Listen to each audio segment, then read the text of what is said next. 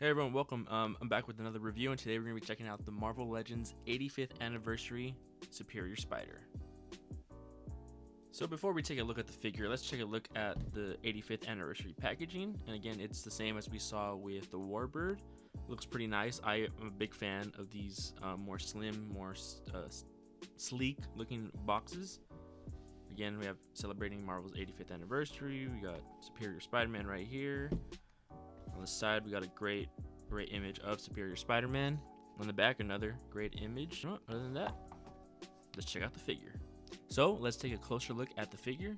And this is probably one of my favorite looking Spider-Man costume designs. It looks very nice. It's very sleek with all the black. With all the black and then the red highlights. The spider logo right here looks great. The back looks nice. Again, this is where his backpack's gonna go. One thing my figure sadly did come with is a paint defect. So you see the fists on the inside are painted red, but not on this one. For whatever reason, they missed it, which kind of sucks. But other than that, this is a good looking figure. One I'm very, very happy that I was able to get, especially at the reduced price. I did get this off Amazon. If I can stand, I did get this off Amazon for like I think $27, like with taxes.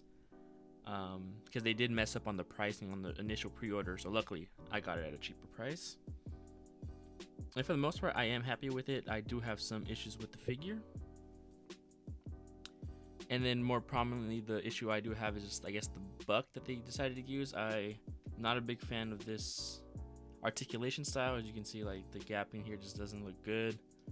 I feel like they could have used the body mold that we got for, what was it? The first appearance Spider-Man, which I think is probably the best Spider-Man mold, like articulation style that Marvel or that Hasbro has released. But getting into the details, it looks great. The gauntlets looks nice. Every paintwork except for the one fist is nice. The head sculpt right here looks nice. There's no real issues whatsoever. Again, like the webbings, it looks nice.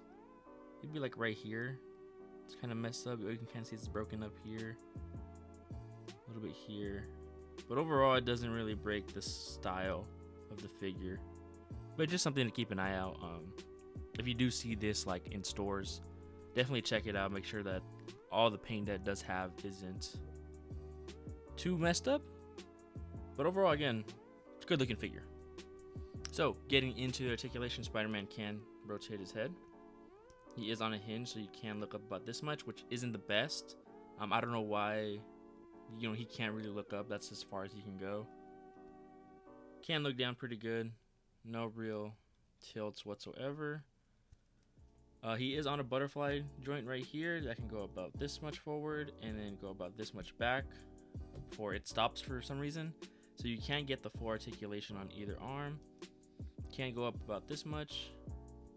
Bicep swivel, pinless double elbows, and then hands that can hinge and swivel. He does have an ab crunch. He can go back or go forward this much, go back that much, which doesn't look great. Rotate at the waist. I think he does have drop down hips. Yes, he does. So he can kick up about this much.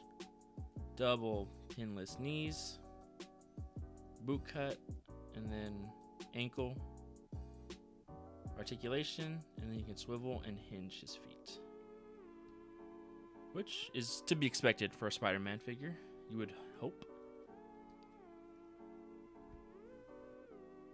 Now getting into his accessories, he does come with an alternate head that we did see when he was revealed, which is a pretty nice head sculpt. It's supposed to represent him like seeing or having a reflection of the New York skylines, the city on his lens, which I think looks pretty cool.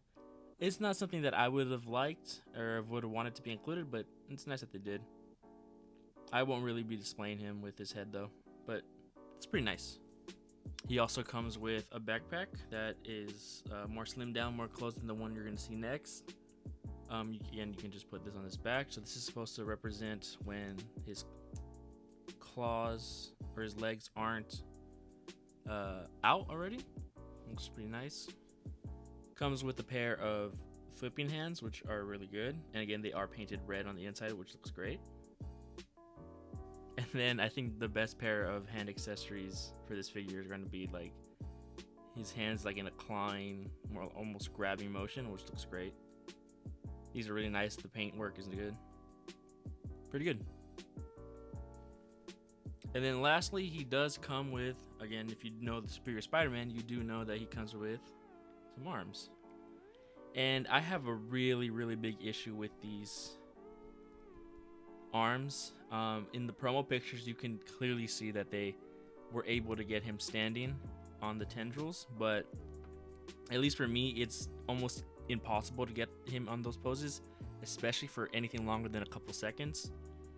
I don't know, maybe it's my copy, but these things are just so flimsy and so like gummy. Like they have no support whatsoever. They just feel so loose.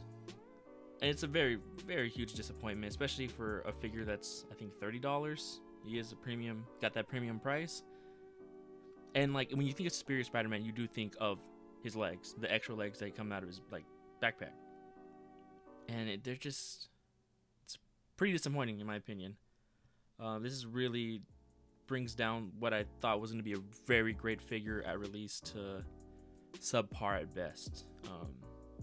I don't like them at all. Maybe in a couple poses they look nice, but other than that, I wouldn't even recommend him trying to like have him stand on them because they're just so flimsy, and they just feel like they're gonna break every time you do bend them. I feel like they are just gonna snap at some point. But this is the articulation that they have. See, like even this one, it has decent articulation, hinges, and then they can swivel, so you can get some pretty cool stuff out of them, but overall not my favorite. So that's what Spider-Man looks like with the legs attached, and again, this looks great. Like this looks like a good figure, and it's gonna be fun to pose him around, but overall it's just the arms are the selling point in my opinion, and they did not do a good job on these. I don't know what I would have done differently. Again, I'm not an expert at making toys, so I don't know. I just buy them, I just review them. But I feel like they could have done better. They could have made them a little bit more sturdy. They could have done a different mechanism than just a hinge and then swivel on the hinge. I don't know. They could have done something, but this wasn't it. And it's kind of disappointing. This was probably going to be one of my top 10 figures, top favorite figures of the year, but I don't know. Again, it's not a bad figure. It's just not what I wanted or what I expected. But hey, the body, the paint, everything else looks great. The arms do look nice. It's just you can't really do much with them in terms of like, you know, having him stand on them, or at least for me, it's not fun to pose these things because like I'm very worried that they're gonna break. Or even then, even now, when I was, you know, messing around with them, I felt like I warped the plastic already. Like I just feel like they're not how they were when they first came out the box. Like they felt a little more sturdy than what they are now. But now, moving on to some comparisons. Here is the spectacular. There is the Superior Spider-Man next to the Renew Your Vows Spider-Man. I think these two look nice. I think they're the same height. Yeah, they're about the same height. Again, even if I feel like this would have been a better like body bug to use instead of this one, but you know, it's not bad. There's Superior Spider-Man next to the Ben Reilly Scarlet Spider, which is a pretty good looking figure. Here he is next to the first appearance Spider-Man, which is a Target exclusive. Even then, I feel like this body mold would have been better than this one. Maybe something in between. If they were to make a new one, that would have been cool. But again, these two, this first appearance Spider-Man is a little shorter, but again, these two do look nice. Here's Superior Spider-Man next to my previously reviewed Target exclusive Warbird, and here is Superior Spider-Man next to Iron Man. So my overall thoughts on this figure is that, you know, as much as I want to say I love it, I just can't, and to recommend it, especially for that $30 price point, I feel like you're better off maybe waiting, even though I don't hold this against me, but I'm pretty sure this figure is going to be hard to find nonetheless. So unless you want to collect it, obviously buy it before it probably, you know, goes out of stock for a while. But if you're just a casual collector, if you just, you know, want to know if I recommend this figure, I personally don't. I feel like they could have been so much better. The arms are very, very, very bad in my opinion. Even the articulation isn't the best for a Spider-Man. Again, he looks great. You'll get him in some nice poses, but I wouldn't recommend buying him. But again, he looks nice. Like even the pose I have him in right now, he looks really cool. So if you don't really care much about having the arms being of quality, then I guess get this figure. I know it might sound contradictory, but I don't know. I have just a lot of mixed feelings on this figure. It looks nice. He'll pose in great poses, but as an action figure, he doesn't have the best articulation that we could have gotten. The arms are something to be desired are left to be desired, and then accessories are decent. I feel like he should have came with a little bit more. Maybe swapping out the head sculpt and that extra backpack for something else, like more hand accessories or something else. But let me know what you guys think in the comments below.